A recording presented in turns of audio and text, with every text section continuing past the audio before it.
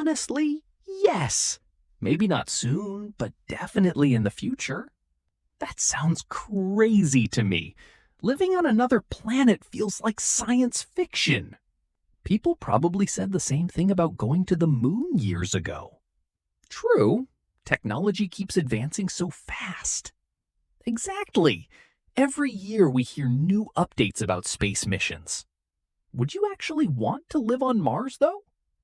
Maybe for a short time, but not forever. Same. I think I'd miss Earth too much.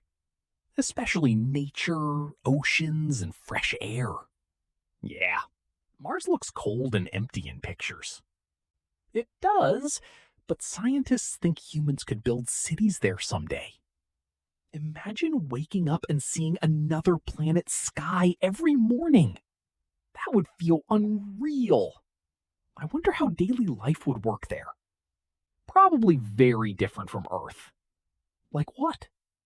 Well, people might live inside special glass domes for protection. That actually sounds futuristic and cool. Food would probably be grown indoors too. Imagine eating space-grown vegetables every day. Better than starving on Mars. Fair point. Also, gravity on Mars is weaker than on Earth. So people could jump higher? Exactly. Imagine playing basketball there. That would be hilarious. Everyone dunking easily. Sports on Mars would look completely different. Do you think regular people will ever afford space travel? Maybe in the distant future. Right now, it's only for astronauts and billionaires. Pretty much. Space tourism is still extremely expensive. Would you trust a commercial spaceflight? Honestly, I'd be nervous. Same. Flying on Earth already scares some people. Imagine launching into space at thousands of miles per hour. Yeah, that sounds terrifying.